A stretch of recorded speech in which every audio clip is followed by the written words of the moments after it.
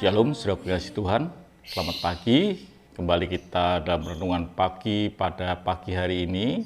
Tetap kita membahas cekatan di dalam kerajinan. Kita membahas tentang satu firman Tuhan yang luar biasa, yang Tuhan sendiri katakan di dalam Amsal 30 ayat yang ke-25. Semut bangsa yang tidak kuat, tetapi yang menyediakan makanannya di musim panas. Artinya saudara kasih Tuhan bahwa semut ini tahu waktu. Waktu adalah tempat di mana kita beraktivitas, merajut akan aktivitas kita dan menghasilkan sesuatu yang bernilai dalam hidup kita. Dan hasil dari apa yang kita kerjakan itulah yang kita sebut dengan kronos atau kronologi. Jadi saudara kasih Tuhan, semut adalah binatang yang dikatakan cekatan dalam kerajinan karena dia tahu menggunakan waktu. Seringkali saudara kasih Tuhan orang berkata, kamu tidak menggunakan waktu. Arti tidak menggunakan waktu itu bukan dia diam saja, tidak beraktivitas, duduk-duduk, tapi tidak. Dikatakan orang yang tidak menggunakan waktu adalah orang yang menggunakan waktu dengan salah, sehingga orang sebut orang itu tidak menggunakan waktu. Jadi orang yang menggunakan waktu dengan salah, tidak benar, itu disebut orang yang tidak bisa menggunakan waktu. Kita harus bisa menggunakan waktu kita dengan baik, dengan benar. Dan semut buktikan seperti itu.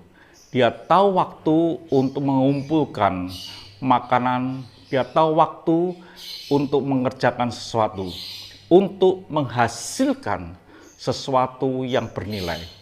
Pertanyaannya saudara kasih Tuhan dalam hidup ini, apakah saudara sudah menggunakan waktu?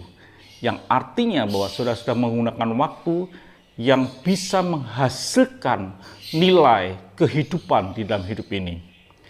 Di dalam Pengkhotbah 3 ayat yang kedua, ada waktunya untuk lahir, ada waktunya untuk meninggal, ada waktu untuk menanam, ada waktu untuk mencabut yang ditanam. Semuanya di dalam hidup kita harus terangkai. Itulah orang yang bisa menggunakan waktu. Seperti orang yang sedang mengisi TTS, di mana ada yang mendatar, ada yang menurun. Semuanya harus berkaitan sehingga memenuhi akan semua TTS itu, kolom-kolom itu, dan menjadi benar. Apakah hidup kita juga satu dengan yang lain terkait sehingga menjadi keutuhan yang sempurna? Itulah yang disebut dengan orang yang tahu waktu. Saya harap dalam hidup saudara adalah orang yang bisa menggunakan waktu.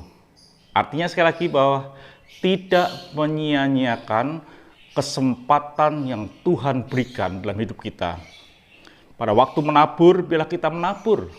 Pada waktu menuai, baiklah kita menuai. Tidak pada waktu menabur, saudara menuai. Tidak. Semuanya ada masa yang berkaitan dalam hidup ini.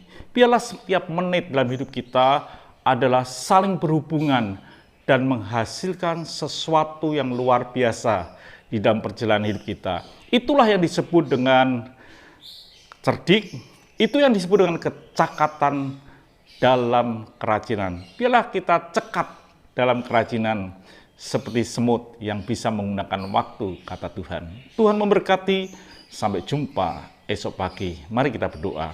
Bapa, biarlah kami bisa menggunakan waktu ini dengan baik. Ajarkanlah kami Tuhan, supaya kami mendapatkan kehidupan yang bernilai dalam hidup ini. Terima kasih Bapa, berkati yang telah mendengarkan. Dalam nama Tuhan Yesus Kristus kami sudah berdoa dan mengucap syukur. Amin. Tuhan memberkati, sampai jumpa esok pagi, dan tetap semangat di dalam Tuhan sampai Dia datang kedua kali. Haleluya.